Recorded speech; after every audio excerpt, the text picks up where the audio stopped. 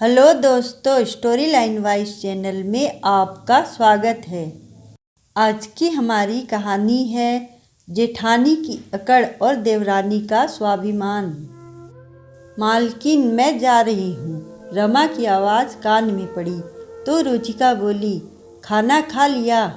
हाँ मालकिन, खा लिया, रमा बोली। रुचिका बोली, मैंने तेरे बच्चों के लिए खीर डिब्बे में भरकर रखी है, ज़रा लेते हुए जाना। रमा बोली, मालकिन, रोज़ रोज़ आप कभी मुझे तो कभी मेरे बच्चों के लिए कुछ न कुछ देती रहती हैं। जब घर यह सब लेकर जाती हूँ तो बच्चे बहुत खुश हो जाते हैं। भगवान आपका भला करे मालकिन। रुचिका बोली, रमा, मुझे अच्छा लगता है यह सब करना। काश मैं पहले ही इस बात को समझ जाती, मगर मेरी बुद्धि तो तब घास चरने गई थी, इसलिए तो अनजाने में वह सब कर बैठी जो मुझे नहीं करना चाहिए था। रमा बोली, क्या हुआ मालकिन, क्या कर बैठी आप? रुचिका चुप हो गई और बोली, कुछ नहीं रमा, तू कल समय पर आ जाना। तू होती है तो घर में मन लगा रहता है। रुचिका इस बड़े बंगले की मालकिन, बच्चे दोनों अमेरिका में सेटल थे और पति केशव सीधे रात को 10 बजे घर आते थे। केशव की फैक्ट्री दूरी पर थी, इसलिए सुबह का टिफिन रुचिका साथ ही दे देती थी। केशव की ड्यूटी सुबह 10 से रात 10 बजे तक की थी। रुचिका का इतने बड़े बंगले में अकेले दम घुटता था। आज रात को रुचिका केशव से बोली, केशव, मुझे नहीं रहना यहाँ अकेले। बच्चे भी बाहर चले गए और तुम भी घर पर नहीं रहते। मैं अकेले बहुत बोर होती हूँ। तुम रमेश भैया और रेशमा से बात करो ना, शायद वे यहाँ वापस आ जाए, फिर से हम सब एक साथ रहेंगे। रमेश केशव का छोटा भाई और रेशमा रुचिका की देवरानी थी।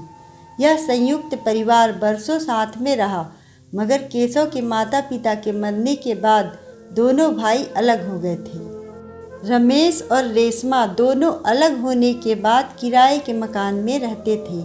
केशव बोला, रुचिका, तुम ही तो अलग होना चाहती थी। मेरे पैसे, मेरे बंगले और मेरी हर चीज़ पर तुम्हें हक चाहिए था। अब वह सब मिल तो गया तुम्हें। तुम्हें क्या लगता है वे लोग वापस आएंगे? तुम्हें तुम्हारी देवरानी ने ऐसा छोड़ा कि पलट कर वापस ना देखा।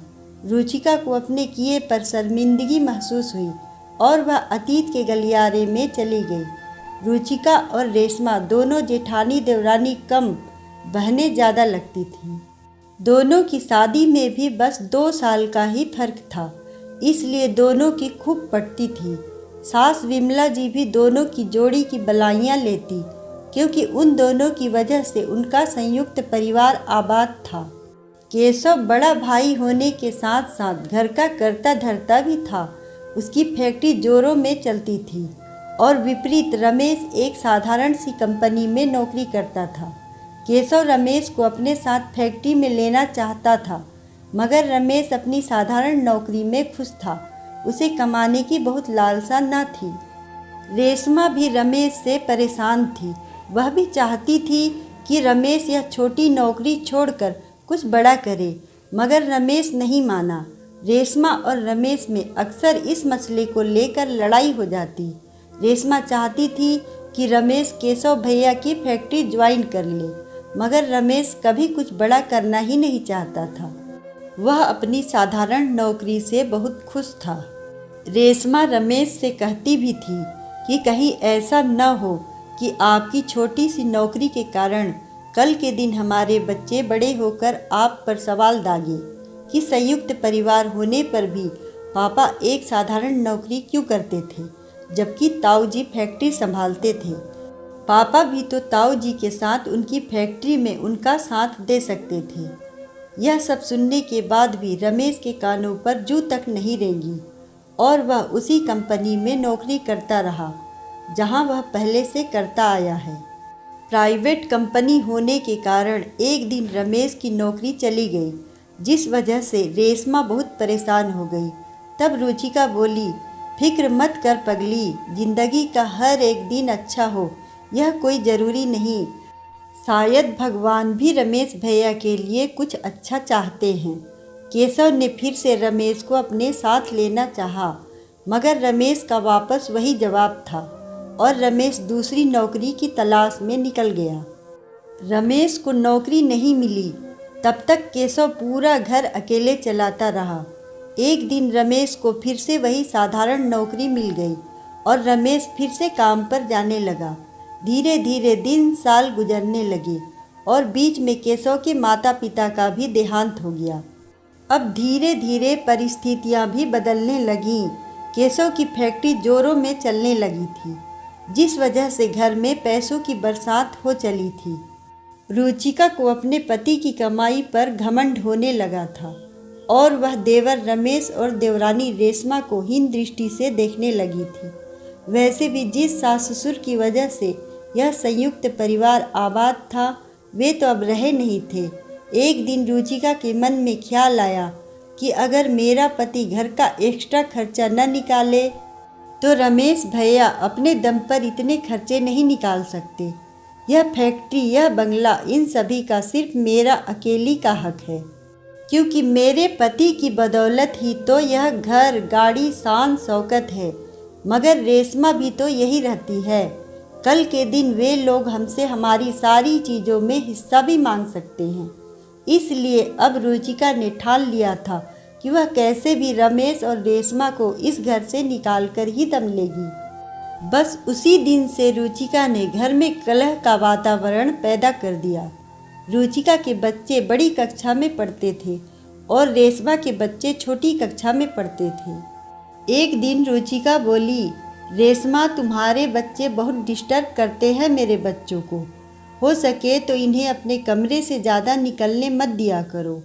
रेशमा ने भी हामी भर दी और अपने बच्चों को रुचिका भाभी के बच्चे के कमरे में ज़्यादा जाने नहीं देती थी। घर के काम हो, रसोई के काम हो या बाहर के काम, सभी काम रुचिका ने अपने हाथ में ले लिए और हर बात पर अपना शासन चलाना शुरू कर दिया। अब वह हर बात में रेशमा को सुनाने लगी थी, चाहे वह बिजली का बिल हो या खाने पीने की चीज़ें हो। रुचिका हर बात में रेशमा को जताने लगी थी कि उसके पति के पैसों के दम पर ही रमेश भैया और रेशमा जी रहे हैं, वरना उनकी खुद की कुछ औकात नहीं है। हद तो तब हो गई जब रुचिका आस पड़ोस के लोगों को कहने लगी कि यदि उसका पति घर के खर्चे पूरा न करे तो उसके देवर और देवरानी के खाने के भी लाले पड़ जाए। रेशमा के कानों तक भी इन बातों की भनक लगी तो उसे बहुत बुरा लगा। वह सोचने लगी, क्या सचमुच यह वही जेठानी है जिसने कभी मुझे अपनी बहन माना था। इंसान पैसों के घमंड में इतना चकनाचूर हो जाता है कि रिश्तों का महत्व भी भूल जाता है। मगर वह कर भी क्या सकती थी। उसने तो कई बार रमेश को यह साधारण नौकरी छोड़ने की सलाह दी थी, मगर रमेश नहीं माना था, जिसकी वजह से आज उसे यह सब सुनना पड़ रहा था। रेशमा को भी धीरे धीरे सब कुछ समझ आ गया। उसने रमेश से बात की और दोनों ने घर से अलग होने का फैसला कर लिया। केशव रमेश के इस फैसले से खुश नहीं था। वह यह परिवार बिखरने नहीं देना चाहता था। जब उसने भाई को रोकने की कोशिश की तो रुचिका बोली, जितनी जिसकी चादर है उसे उतने ही पांव पसारने चाहिए। रमेश भैया की साधारण सी नौकरी में भी उन्हें और रेशमा को बंगले का सुख नसीब हो रहा है। शायद यह बात इन दोनों को समझ आ गई है। रमेश और रेशमा को यह बात सुनकर दिल खट्टा हो गया और उन्होंने कभी पलटकर इस घर की ओर नहीं देखा। रुचिका जो चाहती थी उसे सब मिल गया और वह खुश हो गई। वह यह सोचकर खुश थी कि अब यह सारी जायदाद, बंगले और पैसों की मालकिन वह अकेली ही है।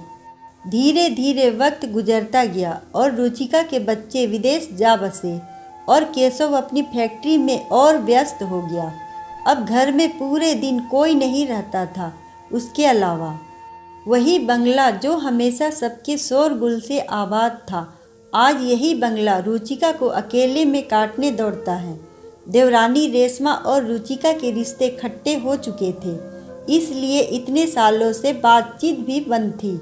रमेश और रेशमा जब यह घर छोड़कर गए थे तो वह एक किराए के छोटे से मकान में रहने लगे थे। केशव ने भाई की मदद करनी चाहिए थी, मगर स्वाभिमानी रमेश और रेशमा ने बिल्कुल मना कर दिया था कि उन्हें 1 रुपया भी नहीं चाहिए, वे लोग अपने दम पर जी लेंगे। रेशमा घर पर पापड़ बेलकर बेचने का काम करने लगी थी और रमेश भी अच्छी कंपनी में जॉब पर लग गया था। इस तरह दोनों मेहनत मजदूरी कर अपना और अपने बच्चों का खर्चा निकाल लेते थे।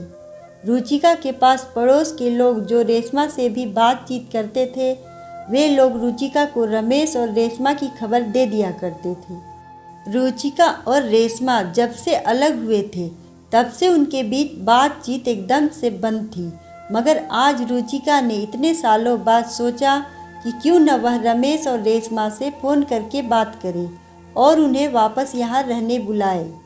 वह फ़ोन करने वाली ही थी कि विदेश से उसके बेटे अमित का फ़ोन आया और वह बोला, मम्मी मुझे यहाँ विदेश में एक लड़की पसंद आ गई है, उसका नाम एना है और मैं उससे शादी करना चाहता हूँ।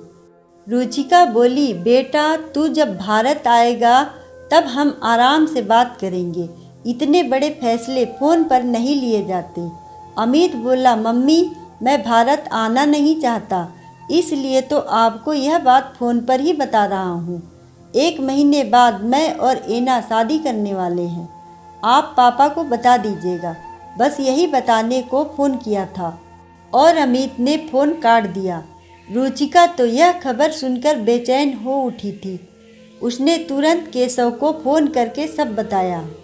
केशव बोला, रुचिका बच्चों को विदेश भेजने का फैसला भी तो तुम्हारा ही था, मैंने तो तब भी मना किया था कि हमारा भारत भी एजुकेशन के मामले में कुछ कम नहीं है, मगर तुम मानी कहाँ थी।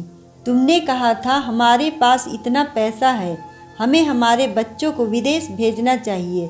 तुम दुनिया वालों को दिखाना चाहती थी कि तुम्हारा पति इतना कमाता है, तुम्हारे पास इतना पैसा है कि तुम्हारे बच्चे विदेश में पढ़ते हैं। इन सब बातों की सज़ा भुगतने का समय आ गया है शायद। रुचिका फ़ोन रखकर खूब रोने लगी और सोचने लगी कि क्यों पैसों के नशे ने उसे अंधा बना दिया था, क्यों वह रिश्तों को समझ नहीं पाई। आज शायद इसलिए ही अकेली पड़ गई थी, कोई भी तो उसका साथ नहीं दे रहा था। रुचिका ने विदेश में रह रही बेटी मान्या को फ़ोन किया और कहने लगी, मान्या तुम यहाँ कब आ रही हो। मान्या अपने फ्रेंड्स के साथ पब पार्टी में बिजी थी। वह बोली, मम्मी अभी डिस्टर्ब मत करो प्लीज़, और रही बात वहाँ आने की, तो मम्मी एक बार जो विदेश में बस जाते हैं वे लोग वापस भारत में नहीं बस पाते हैं। रुचिका बोली, मान्या मुझे तुम सबकी बहुत याद आ रही है। मान्या बोली, मम्मी इमोशनल फूल मत बनो प्लीज़, चलो बाय, मुझे पार्टी एंजॉय करने दो। रुचिका ने कैसे अपने ही पैरों पर कुल्हाड़ी मारी थी, उसे आज यह बात समझ आ रही थी। वह उदास होकर बैठी थी कि पड़ोस वाली सौम्या जी घर आई और बोली, अरे रुचिका सुना कुछ तुमने। रुचिका अपनी उदासी छुपाते हुए बोली, क्या हुआ सौम्या, तुम्हारे देवर रमेश का बेटा आई टॉपर तो था ही, उसका जॉब भी गूगल कंपनी में लगा हुआ था। अब तो उसने तुम्हारे जैसा, या यूँ कहो तुमसे भी अच्छा बंगला खरीद लिया है। मैं आज सुबह उन्हीं के घर गई थी, चारों बहुत खुश थे। भाई परिवार हो तो ऐसा। रेशमा के दोनों बच्चे बहुत होशियार निकले, इतने होशियार कि माँ बाप की गरीबी ही दूर कर दी। रेशमा के बच्चों में संस्कार भी कूट कूट कर भरे हैं। धन्य है ऐसे माँ बाप जो बच्चों को इतनी अच्छी परवरिश देते हैं। रुचिका एक अक्षर न बोल पाई और सोचने लगी, हाँ सच ही तो कह रही है सौम्या। जिन बच्चों ने अपने माता पिता को इतनी मेहनत करते देखा और जिन बच्चों के खेलने कूदने की उम्र में उन्हें चीज़ों को तरसना पड़ा, वह बच्चे होशियार निकले। और जिन बच्चों ने यहाँ सिर्फ ऐशो आराम और पैसा देखा, वे लोग अब विदेश से वापस भी नहीं आना चाहते। रुचिका आज अपने आप को बहुत तन्हा महसूस कर रही थी और उसे अपने किए की कीमत इस तरह चुकानी पड़ेगी, उसने कभी यह सपने में भी नहीं सोचा था। रुचिका को अपने किए पर पश्चाताप था। कभी कभी रुचिका काम वाली बाई रमा से बतिया लेती थी और कहती थी, रमा कभी भी जमीन जायदाद के चक्कर में अपनों को मत छोड़ना, क्योंकि अपनों से ही घर आबाद है। दोस्तों, जेठानी देवरानी में अक्सर यह बात देखने को मिल जाती है कि अगर एक के पास पैसा ज़्यादा हो तो वह अपनी अकड़ दिखाने में चूकती नहीं, मगर लक्ष्मी तो चंचल है। आज अगर उसके पास है तो कल के दिन किसी और के पास भी हो सकती है, वह यह भूल जाती है। कभी कभी लोग जमीन जायदाद और पैसों के लालच में आकर अपनों से ही रिश्ता तोड़ देते हैं, मगर कभी न कभी उन्हें इन बातों का खामियाजा भुगतना पड़ता है। अगर आपको कहानी पसंद आए तो वीडियो को लाइक करें, चैनल को सब्सक्राइब करें और कमेंट में बताएं कि आपको कहानी कैसी लगी। धन्यवाद।